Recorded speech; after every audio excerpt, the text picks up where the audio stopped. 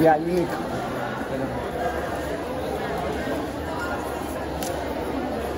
A round of applause for us.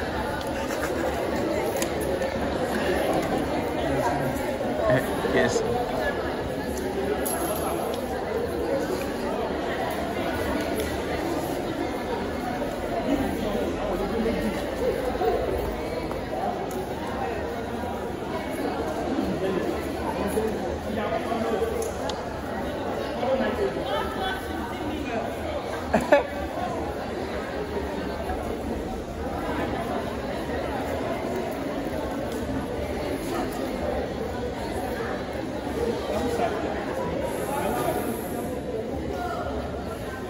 Good afternoon, everyone. This group 4, our presentation is on paint production. So, for paint production, we cannot practicalize all paint. There are different types of paint. We have emulsion paint, which is the most common paint you've ever seen. We have satin paint, we have Santex, we have test coat, and a lot of paint, including stucco paint and so on. But the most common paint that is used for almost 98% of houses you see is emulsion paint. This paint you are seeing here is emulsion paint, and the color here is not to ask a lot of people. You start telling me this color is either yellow, it's either green, or whatever color. But let me tell you, as a professional painter, you must be able to differentiate.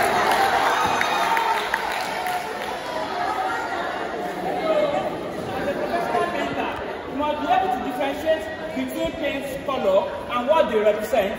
I've been into paint production for over 11 years, so the reasons why I can differentiate between different colors.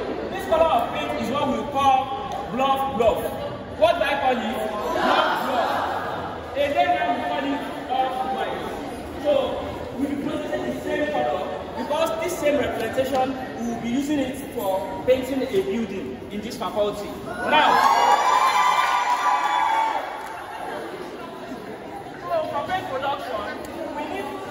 for emulsion paint production, we need basically something, which is number 1, water.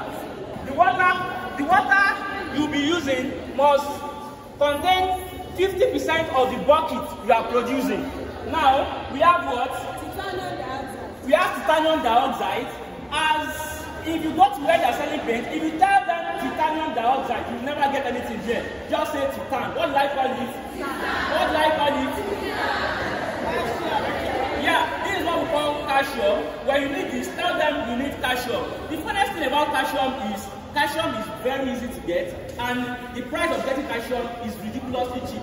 A bag of calcium is like half bag of rice, and it's just around 2,400 naira. And that 2,400 naira bucket of calcium can produce close to 10 drums of paint. So this is PVA. Polyvinyl acetate is also used in paint production. We have nitrogen. The main function of nitrogen in paint production is the one that gives the paint the cohesiveness. It's the one that makes the paint very thick. That's why most times when you go out there to buy paint, most of the paints you see outside are fine coats. You see princess, you see president.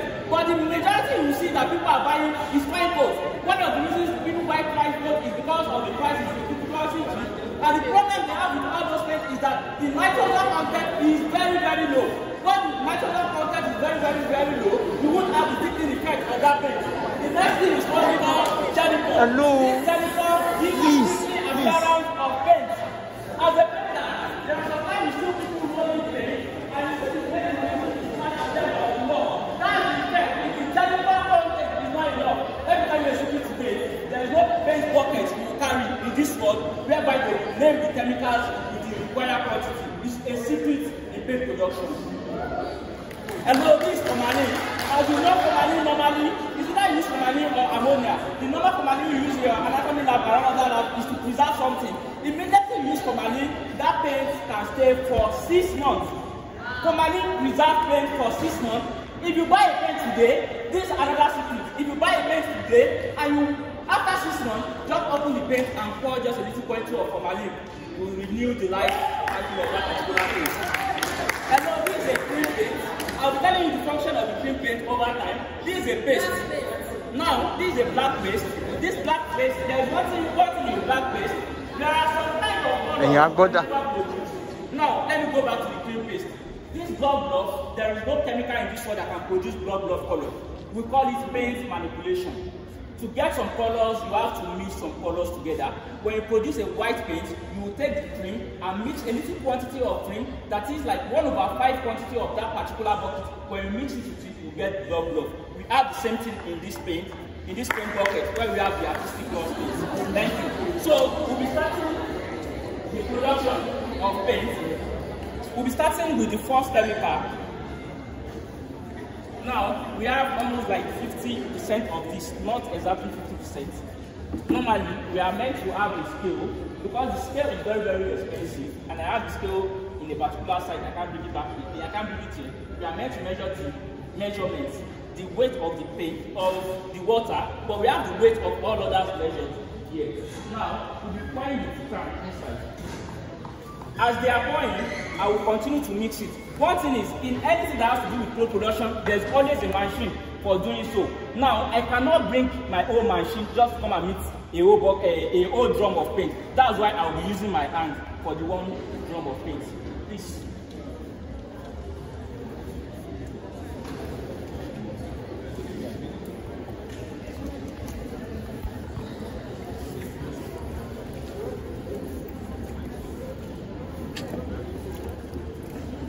You mix till you cannot feel anything. It's soft already. This is just what I'm saying here. So we'll go on with the calcium.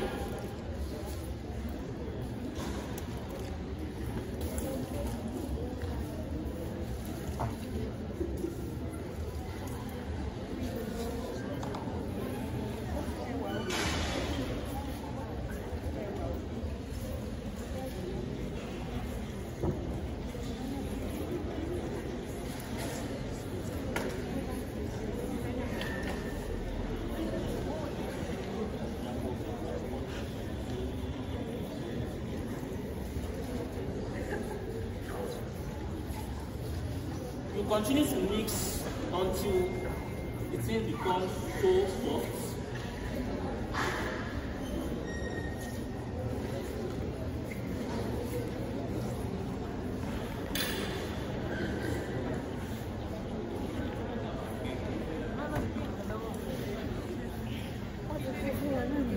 Professor.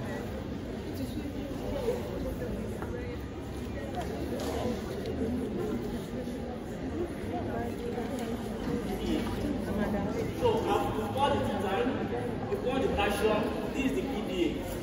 The PBA looks like glucose.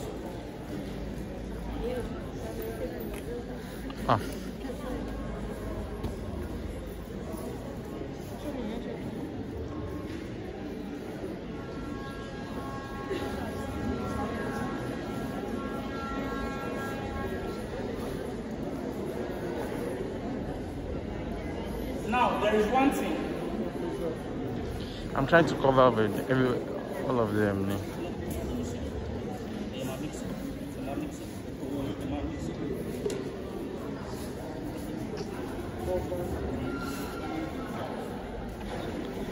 Now, there is one thing with nitrosol. The problem with nitrosol is the nitrosol gives the thickening effect. And if you ever make a mistake of mixing the right proportion of the chemical in the right order, you will actually produce, like when you mix semo and you have this stoning appearance there. So that's the problem with nitrosol. You can never pour nitrosol directly inside water. You need to mix the nitrosol with a quantity of water to be very soft, then you pour the nitrosol. Like I said, the titan will come first. After the titan, then followed by the calcium. After calcium, followed by PBA. After PBA, then followed by nitrosol. If you miss that order, you will produce a paint with sand. That's just the problem with it. So please, we'll be mixing the nitrogen now.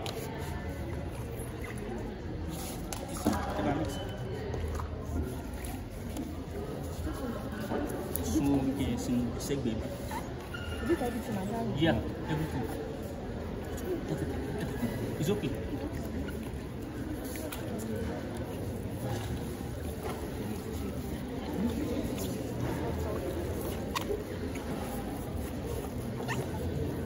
Get a little water.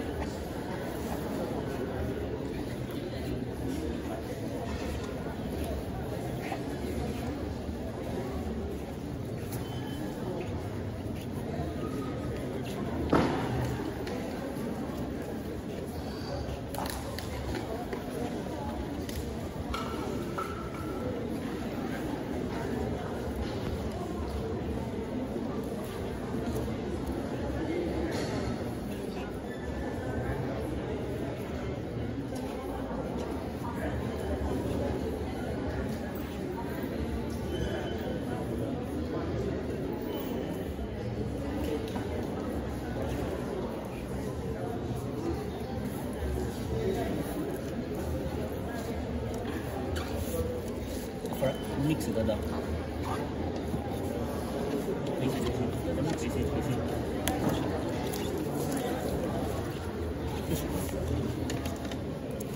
It's okay.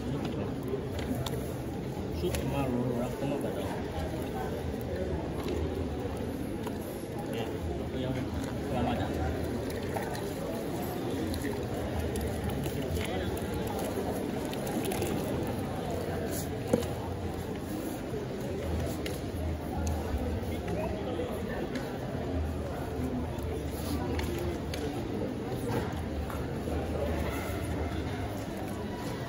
Don't need anymore.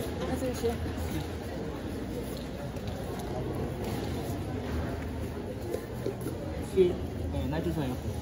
Mix it.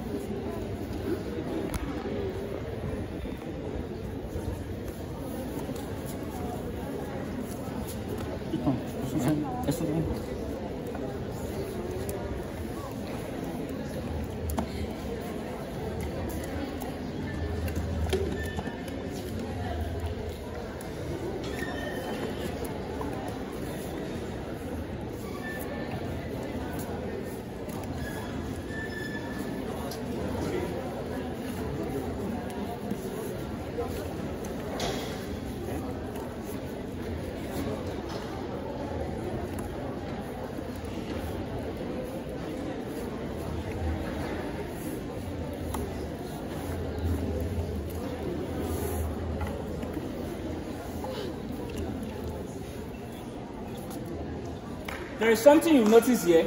After adding the nitrosol, you can see how thick the paint is. But one thing why it's very good to produce your paint on your own, if you have a work that requires you for doing up to 10 to 20 buckets of paint, it's very advisable to produce your paint on your own because you get the right thickness you need and you know the right chemical to put in it. It's always very, very preferable to produce the paint on your own compared to buying the paint outside. One thing is that it will reduce the cost of production. Now, we spend 20,000 naira on getting this chemical, and that 20,000 naira can produce 6 buckets of emulsion paint. Now, a bucket of emulsion paint is 10,500 naira. Now, multiply 10,000 naira times 6. 10,500 naira times 6. 63,000 naira. Now, that's 63,000 naira. Just on 6 buckets of paint, you can make over 43,000 naira. Wow. So now we are not done. After the night close up, we pour the jelly pot. The jelly pot I said is for the slippery appearance when you are moving your roller. Then we pour the formalin for preservation, and that's all for emulsion paint production.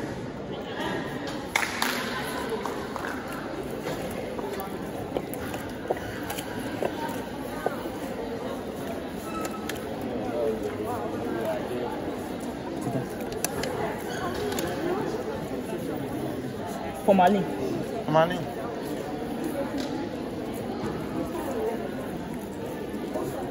Is it?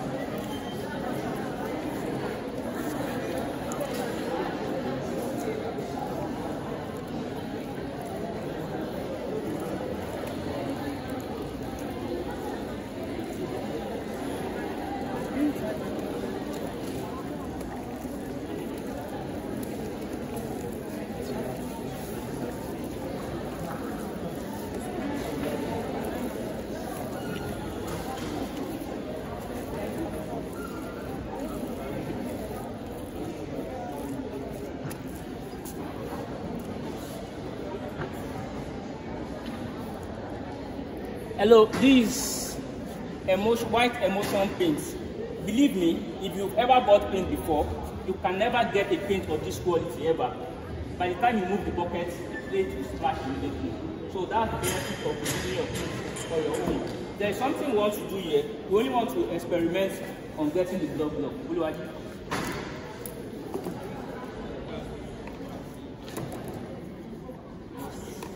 Very small. It's okay. Very small. She pasting him.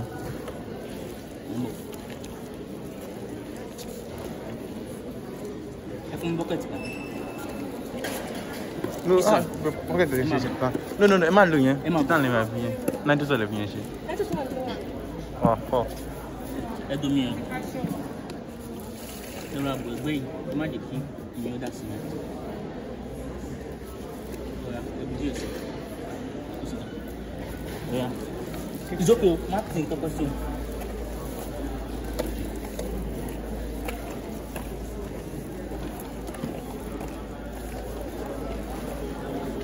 Dia. Olha.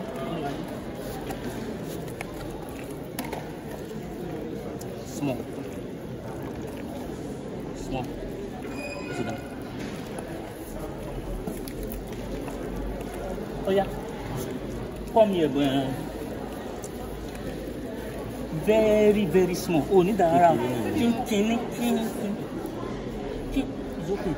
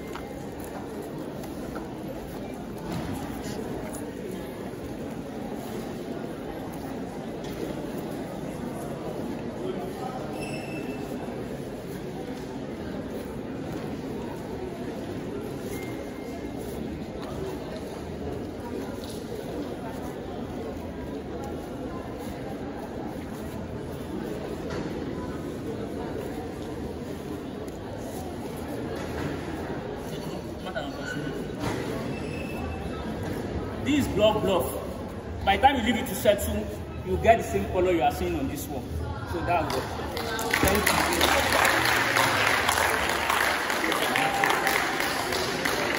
Hello. And the black paste added to the white give this color. This color is gray. The quantity of the black paste added will give you the great color of paint, because when you are trying to look for paint, you'll be using something like 6616 ash, 66162. That's the quantity, that's the quality, the quantity you will get based on the quality of the paste you add to it. That's why you see some gray, they will be very deep. Some gray will be light, some gray will just be within the mid-tone color of gray color. That's dependent on the black paste added to it. Thank you.